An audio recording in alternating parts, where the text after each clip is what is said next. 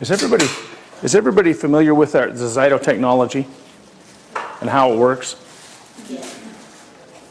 Okay. Okay, this is, the Limbic Arc is built on the same foundation.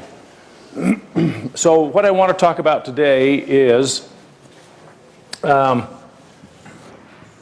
this concept that we use in our Zyto technology, and we've got, we call it the triangle of health, or the triad of health.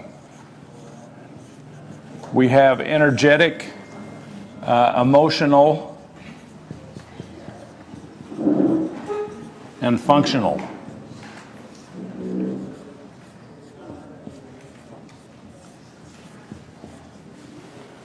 And health is really a balance between all of these areas, and all of those areas affect everything else. Sometimes in clinical practice and in real life, you women will relate to this, men seem to have a hard time realizing that they have emotions. True? Yeah. And it's because most guys don't process things emotionally. They process them in other ways, and so we just tend to be out of touch with emotions. And I think part of it too is cultural, where we're trained, oh, don't cry, be a man, all that kind of stuff, right? So, but it turns out that you can have a functional problem. For example, you can have a problem with your lung, and it will actually create an emotional imbalance. Now, the emotion that's associated with the lung is grief. So I'll tell you a quick story. I was in Seattle a few years back teaching a seminar. One of the women who was in the class had a intermittent, unproductive cough. It was that kind of a cough, where it wasn't really doing her any good, but she was still coughing. And we got to the point in this seminar where I was demonstrating EVOX, and I said, who would like to do an EVOX session? And I told them a little bit about it. She raised her hand, and I said, great, come on up. She decided she wanted to do, well, in the course of the conversation, it turns out that her mother had died about a year earlier, and she was still grieving from her mother's death. And so she did a reframe on her mother, and when she finished the reframe, she basically just had this huge emotional relief of grief, and her cough stopped. It was a 2-day seminar, and she didn't cough the rest of the 2 days. And the problem was she had the grief that was impacting the lung, and that was just a classic example of how that happens. But energetically, we also get impacted. And here's the way this happens, because people will look and say, wait a minute, the lung, you mean grief relates to the lung? That just doesn't make any sense. It's kind of a stupid idea. It's actually traditional Chinese medicine, and I'm sure that the guys or the men and women who came up with that concept just observed it over hundreds of years and realized that people who have lung problems tend to have problems with grief, and vice versa. There's actually a biochemical reason why it happens. You have these molecules that get organized as peptides, and then peptides get organized as amino acids, which are a little bit more complex. And it's this organization that then creates emotion. And different organizations will have affinities to different parts of the body. So you have some amino acids that actually, and peptides that actually will impact your liver. And if those impact your liver, they actually are the ones that also create anger. So anger is the emotion that's associated with the liver for that reason. It's not just because of some esoteric reason. There's actually a biochemical reason why these things correlate. Now, the way energetic falls into this is it's energy that tells the molecules here how to organize to become a peptide. So, an example of this would be you have an expectation. No, let me back up. I'm just trying to think of a real life example that we can all relate to. Have you ever been offended? Have you ever had somebody do something that disappointed you or offended you? We all have, haven't we? So let's say your friend did something and it hurt you. And for a week you went around and you brooded on it and you thought about it and you rolled it through your mind 100,000 times. And then finally you just went to your friend and said, you know, you did that and I'm really hurt. And your friend said, oh my gosh, really? And then they say, well, I didn't mean to do that. This is what happened. And all of a sudden you go 180 degrees and you go, oh my gosh, it's okay. Has anybody had that experience? Yeah, okay, well what it is energetically we have an expectation. And then something happens and we don't get the expectation met, so it creates this energetic dissonance, and the energy pattern that comes out of this disappointment tells these peptides or these things to organize in a certain configuration, and bingo, now we have this triad impacted, and the minute this energetic pattern changes, the sequence changes and our whole life changes. Now, this is the end game for a lot of what we do as Zyto, but it's the end game for Limbic Arc. Let me erase the board, at least part of the board here, and let's go back a little bit further. The way that the Limbic Arc works is we tap into quantum fields. And in fact, the way Zyto works is we tap into quantum fields too. But, so Crystal, come and stand here if you would please. And Johnny, would you come up here too, please? Okay, so stand right here, Johnny, if you would. Okay, now, where does Johnny end? And where, does she end right here? Does she end right here? Or does she end out here? Further out. Yeah, she actually, this is kind of where we think she ends, because that's kind of the density of mass that we perceive easily. But do any of you guys see auras? Mm-hmm. You do? Mm-hmm. Okay, so Johnny sees auras, so when she looks at somebody, she might see this out here, and she'll see it in different colors. And different colors will tell you kind of how that person feels or what they're thinking, because the aura, your actually aura changes. So Johnny doesn't stop here, she goes here. Now what about Crystal? Same thing. So when they're standing in proximity, are they merged? The answer is yeah, they are merged. Now if Johnny comes over here and Crystal stays there, do you think they're still connected? And what about over here? Are they still connected? Yeah, you can sit down now, both of you, thanks. The answer is yes. There's no place that Crystal can go where she will not be connected to Johnny. It's because everybody has it's called a field. So a field is a sphere of influence. And not only everybody has a field, everything has a field. This marker has a sphere of influence, and that's called its field. And all those fields, so here we are, and you know, we have our fields that go infinitely into space and time, and we all live in a place where all fields merge, and that's called the 0-point field.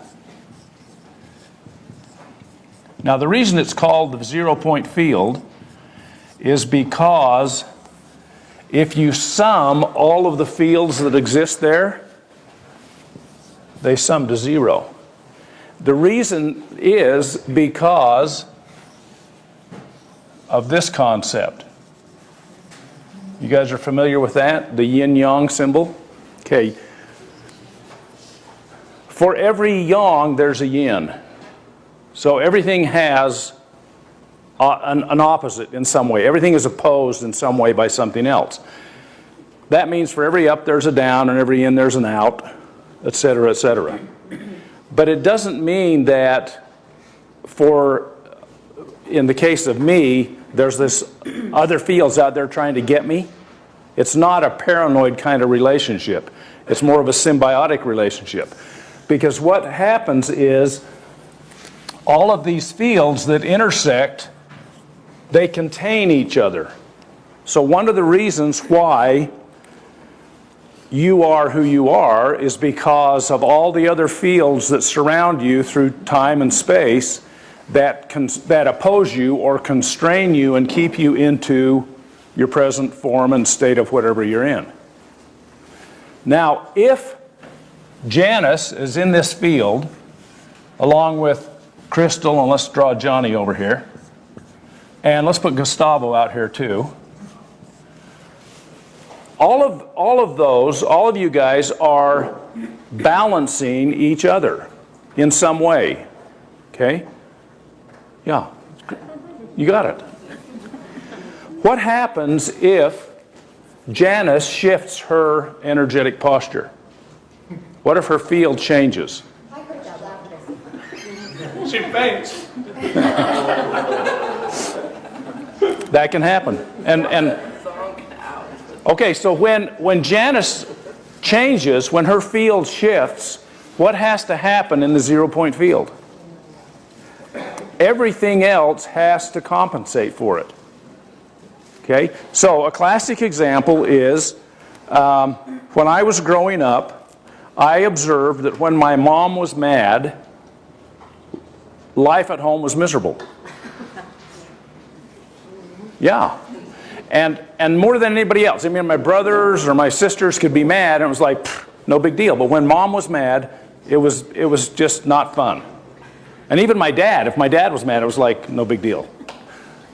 That's because my mom's field was so significant at home. And so when her field shifted, the rest of us compensated in ways that we just didn't have to compensate for anybody else because their fields weren't that strong. So what happens then is, because everything has a field, if the field of the United States of America shifts, and it has a field, even though it's an inanimate concept, it has a field. And if that field shifts, then everything else in the 0-point field shifts to accommodate it. And that's, you've heard the saying, if you want to change the world, change yourself. That's literally true. That's the only way you can really change the world. And if you do change yourself, you do literally change the world. You change the whole universe, in fact. Now, what happens then is we take this reality and we create fields. So Michelle gets a remedy from somewhere, and she goes through a process with the elite, and it creates a pattern, a computer signature that's comprised of ones and zeros, and she links the signal generated by this to this sample, and what that does is it loads information into the 0-point field. So she creates a new field, and once it's in the 0-point field, then it's available to everybody, everywhere, every when, because we all are everywhere, every when. We're all there. So what happens then with the Limbic Arc is we've created a library, just like we have in the Zyto products, but we've created a library of products. And we've created then an account. So if you subscribe to Limbic Arc, first thing you do is you come in and you create an account. And when you create the account, we then take that specific information that you've given us and we link the app to your field.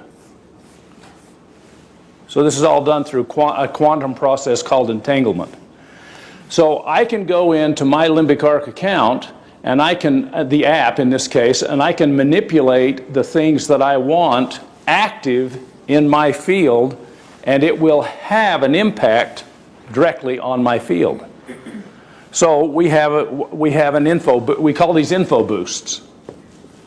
So spelled Infoboost. Because what we're doing is we're not introducing chemistry, we're not introducing medicine. All we're doing is exposing you at a field level. It's a field effect. We're exposing you to information that exists in the 0-point field. When that happens, your body has the ability to do something with it. Just like when we had our drawing over here, you know, your expectation creates an energetic, creates a peptide, creates an amino acid, creates all of these things. Well, you can, back here, at a more subtle level, that's where information gets processed. So you can take information at a totally subconscious level and create a physiological effect because it's a cascade. It just flows downstream. And that's what Limbic Arc does. So you can do all kinds of amazing things with this, like we have an immune boost. You can actually, I believe, enhance your immune system by turning on that info boost appropriately. If you want to focus your mental capacity, you can turn on the focus info boost. If you want to be a sexier woman, you turn on the hers. If you want to be a sexier guy, yeah, you can turn that on if you want. Yeah. We have one called his. You know, so there's different info boosts, and they're made up of just different pieces of information that have been linked to products that have a known benefit. That's the way it works. So we say, okay, here's the information of ginkgo biloba. Well, ginkgo biloba, if you take it chemically, it'll have an impact on your circulation to your brain, so it helps your memory. We can give you the information or the info boost for ginkgo biloba, and it will create a downstream cascade with the expectation that it will improve memory without actually taking the ginkgo biloba. Let's go in and I hit the plus button, and here are some pre-built info boosts. So there's one called inflammation, calm, and I can scroll through. There's my custom ones. Here are, you know, focus, energy, sleep. So let's say I'm having a hard time sleeping. I click on that sleep info boost. There we go. And it brings it up for me. And if I scroll down, then I have a place where I can set certain parameters, like how many days do I want it to run. I'm going to get some notifications. How often do I want to get those? And if I want to add more ingredients, there's a button at the bottom I can push. And I can then go ahead and add or subtract anything in the library. But the Sleep Info Boost is built with a combination of products that we know has a positive impact on sleep. So if you don't know how to manipulate those products, you'll just go in and you'll just select it and turn it on, and your body gets the information. And your body actually has the ability to filter out the information that might not apply to you and accept the information that's specific to you. The tighter you get that, actually, the better it works, however. Then at the top on the right side, I just hit activate, and there it goes. And you can see from the eye candy that it's now working. You know, the challenge that we have with our technology isn't that it's unscientific. It's that we draw on so many disparate disciplines that it appears to be unscientific. So you'll get an electrical engineer come in and they'll say, how does this thing work? And you explain it to them and they'll say, you're nuts. It can't work. If you get a biologist and you explain it to them, they'll say, you're nuts. Get a physicist, you're nuts. But if you put all the pieces together, it's like, no, this makes perfect sense. I mean, it's not like we're just making this stuff up. And it's validated by the experience of the people who use it. So It works better for some people than others, admittedly, but it works. So that's all.